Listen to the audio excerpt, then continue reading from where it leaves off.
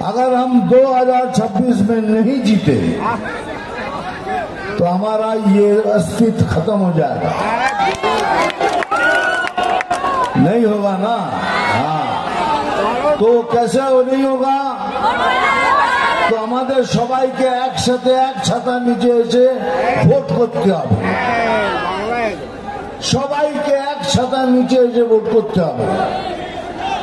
से अगर किसी को बुरा भी लगा होगा उनसे हाथ मिला के गले मिला के दोस्ती कर लीजिए वोट तक, लेकिन वोट करके हमको विजयी बनाइए। और हम जीतते हैं तो आप जीतते हैं, और आप जीतते तो हम जीतते हैं। तो इसीलिए कह रहा हूं, ये जो नहीं बोलছি আমি এত জায়গায় ঘুরে বেড়াচ্ছি, নেক্সট আমি যাব নর্থ বেঙ্গল, শিলিগুড়ি, এমন কোন জায়গা নিয়ে আমি ছাড়বো না। একটাই কারণ, তার কারণ হলো এই যে আমাদের প্রশাসন চলছে, এই সবাইকে মিথ্যা কথা বলছি। এই দেখুন পুরুলিয়াতে কি কি না করেছি। পুরুলিয়া আমি এসে দেখছি যে পুরুলিয়াতে সব থেকে বেশি খনিজ পাওয়া যায় তার অবস্থা দেখুন। এটা কি সত্য? এটা মিথ্যে, ये झूठ है। ये पुरुलिया में संस्कार हुआ है, पुरुलिया में बहुत बढ़ोतरी हुई है। मैं पुरुलिया घूम के आ रहा हूं, तो झूठ क्यों नहीं कर सकते आप? क्योंकि आपको लोगों को रिश्वत देनी है। 1000 টাকা লক্ষ্মী ভান্ডার কি কিছুই না। हाँ, ये नाम, ये रिश्वत के सिवा क्या है? अपनी दिन नो प्रॉब्लम। কিন্তু একটা কথা মনে রাখবেন, পশ্চিমবঙ্গের লোক একটুখানি হয়তো সরল কিন্তু বোকা নয়।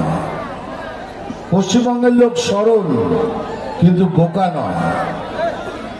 এবারে এই সময় এসে গেছে এখন, এক গালে থাপ্পড় মারলে আর এক গালে এগিয়ে দেবো। আমি বলছি দেবেন না। এবার এক গালে থাপ্পড় খেলে তার জবাব কি দিতে হবে আপনারা সবাই জানেন, আমি মুখে বলবো না। एक में थप्पड़ दिया तो उसके बदले में क्या देना है आपको मालूम है? हम मुंह से नहीं बोलेंगे। आपने क्या किया अभी? आपको ना हिंदू के प्रति कोई सहानुभूति है, ना सिख, ना क्रिश्चियन, ना आदिवासी, ना किसी को। आपको हमारे प्रति कोई सहानुभूति नहीं, कोनो ভালোবাসা নেই আমাদের প্রতি। আজ আমাদের খগেনদার সাথে কি করলেন? মেরে রক্তাক্ত করে দিলেন। কোন আদিবাসী কোনো ইজ্জত নেই, থানাতে পিটিয়ে মারলেন আমার আদিবাসী ভাইকে। এটা ভালোবাসা? সব মিথ্যে, সব মিথ্যে। তাই বলছি এবার সময় এসে গেছে, যা দেবেন আবার তা ফিরিয়ে দেব। এই প্রতিশ্রুতি নিন যে যা দেবেন সেইভাবে ফিরিয়ে দেব, তবেই আমাদের जीत হবে। हाँ, जियो दादा तो बोल रहा है, करके दिखाना है। हाँ,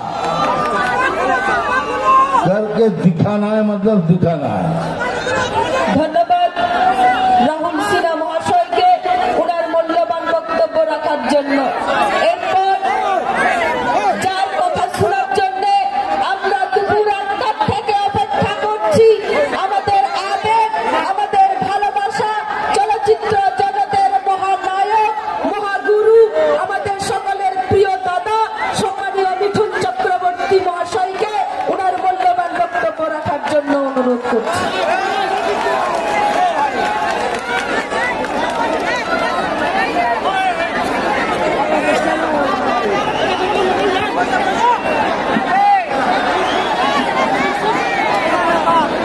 নমস্কার। আমি এখানে এলাম কেন ভাই, থোড়াটা পিছিয়ে যা।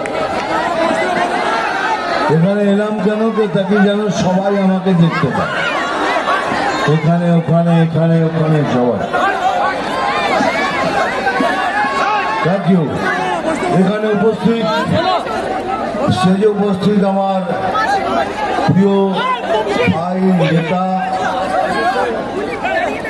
পূর্ব এবং এখনকার সমস্ত প্রতিনিধিদের আমার আন্তরিক শুভেচ্ছা, ভালোবাসা, আশীর্বাদ।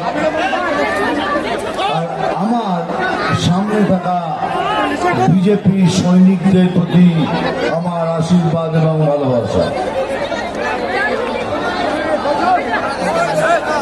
एक थोड़ा चुप हो जाओ भाई, मैं तो नहीं बोलता हूँ, थोड़ा चुप हो जाओ बस। अगर नहीं सुनना है बोलो तो मैं चला जाता, तो चुप हो जाओ ना बस। हाँ, हाथ देखे नीचे, सब देखे नीचे, थोड़ा हाथ नीचे करो। দেখুন, আমি এখন অব্দি क्या भाई क्यों बात कर रहे हैं? আমি মালদাতে ছিলাম, মালদাতে সভা করেছি, ওখান থেকে বালুরঘাটে সভা করেছি, আজ এখানে এসছি, কালকে রানাঘাট যাব।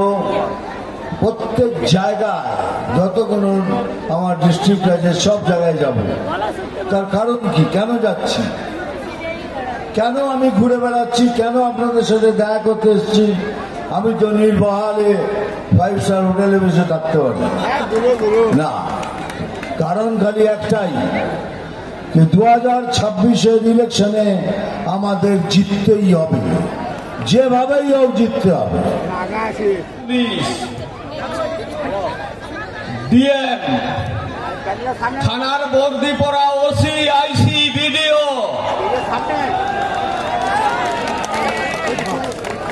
তার বিরুদ্ধে আমাদেরকে লড়াই করতে হবে। আমরা লড়াই করব জনগণকে নিয়ে, আর উনারা লড়াই করবে বর্দি পড়া গুন্ডা পুলিশকে নিয়ে। তাই এই লড়াইয়ে জিততে হলে আজকে আমাদের যে সভা আছে, টিএমসির দুটা বড় বড় নেতা, তার মাঝে আমাদের সভা আছে। একটা টিএমসির বড় নেতা ডিএম, আর একটা টিএমসির বড় নেতা এসপি।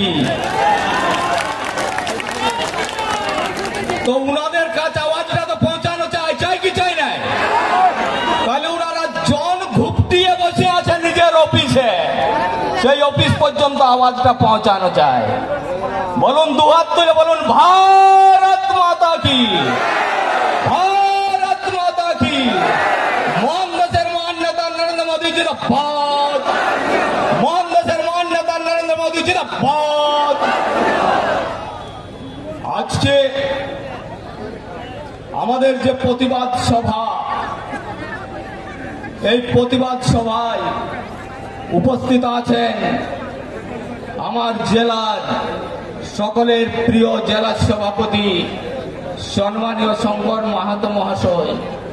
উপস্থিত আছেন পুরুলিয়া জেলার প্রাক্তন জেলা সভাপতি, লড়াকু নেতা, এক সময়ে যখন পুরুলিয়া জেলায় বিভিন্ন জায়গায় মার্ডার হচ্ছিলেন, তখন যিনি সর্বাগ্রে সেই মার্ডার হচ্ছিলেন সেই জায়গায় পৌঁছেছিলেন এবং প্রতিবাদ করেছিলেন এবং মানুষকে প্রতিবাদের ভাষা দিয়েছিলেন, তিনি হচ্ছেন আমার বিদ্যাসাগর চক্রবর্তী মহাশয়। উপস্থিত আছেন 3 বিধায়ক সহ সম্মানীয় মঞ্চ। দেখুন, যখন এই ভোট হয়, কিছু পরিযায়ী শ্রমিকের মতন কিছু ভোট কাটোয়া কিছু ব্যবসায়ী আনাগোনা করে, অর্থাৎ কিভাবে টিএমসি কে সুবিধা করা যায়। টিএমসির সাথে একটা গঠবন্ধন করেছে, যেভাবে ঝাড়খণ্ডে গঠবন্ধন করে বিজেপিকে হারাইছিলেন। গত 2 তারিখে কে বলুন না, আপনাদের মুখ থেকে শুনতে কে এসেছিলেন? জয়পুরে কে এসেছিলেন? জয়রাম মাহাতো। টিএমসির অভিষেকের সাথে গঠবন্ধন করেছে, আপনাদেরকে বলে দিচ্ছি। ভোট ব্যবসায়ী টাকা নিয়ে বিক্রি হয়ে গেছে, কিভাবে বিজেপিকে হারানো চায়। তো বিজেপিকে হারাও তো সম্ভব নয়। এটা বিজেপির মাটি, বিজেপির শক্ত ঘাঁটি। বিজেপি পুরুলিয়ায় শেষ কথা বলে এবং আগামী দিনেও বিজেপি পুরুলিয়ায় শেষ কথা বলে।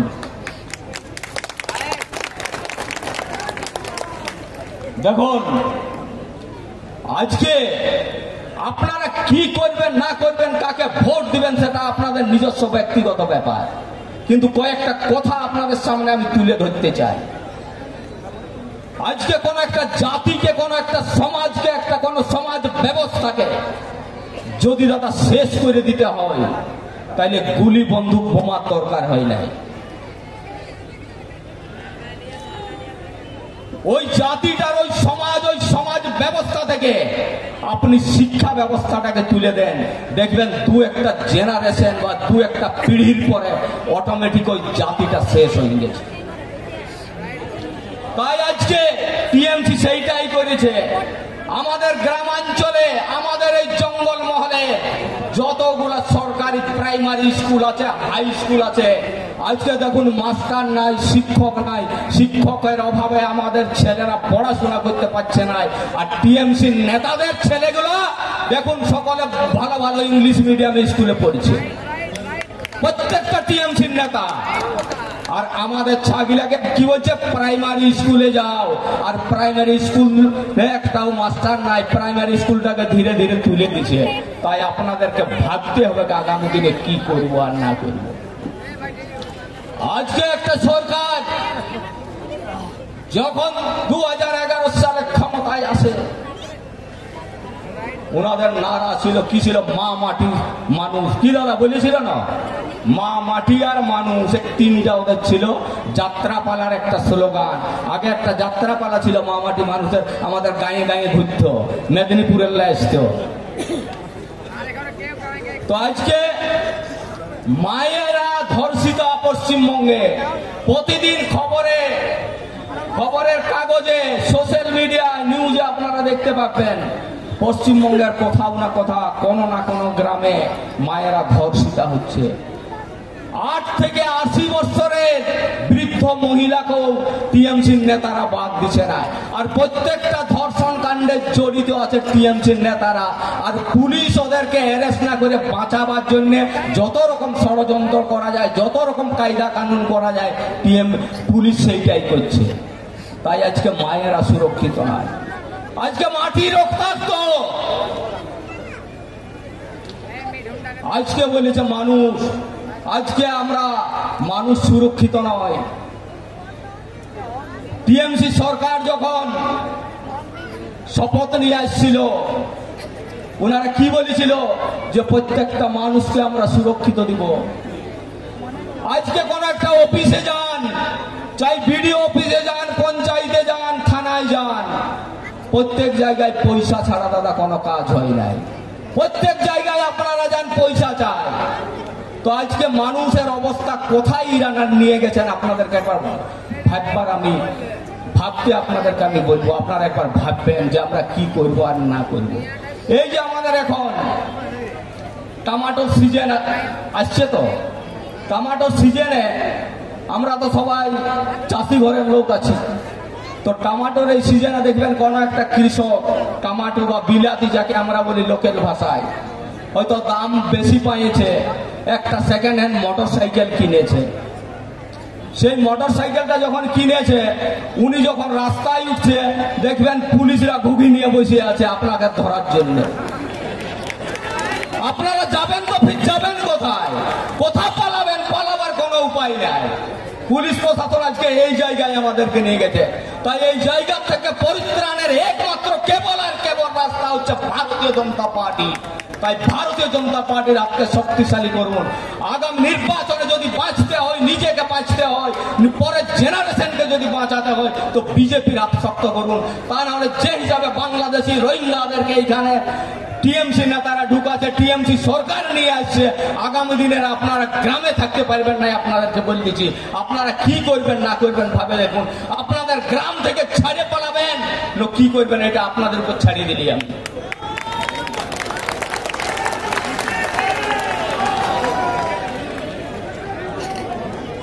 তো তাই বন্ধু, বলে নাই আলো থাকতে বাতি ধরা ভালো, অন্ধকার হয়ে গেলে আর আমরা কোনো খুঁজে পাবো নাই। অতএব আমাদের কাছে সময় আছে, এই সময় থাকতেই আপনাদেরকে চিন্তা ভাবনা করতে হবে পরের জেনারেশনকে যদি বাঁচাতে হয়। তাই সকলকে আমার নমস্কার, ধন্যবাদ জানাই। এই কয়েকটা কথা আমার বলার ছিল। নমস্কার, ধন্যবাদ।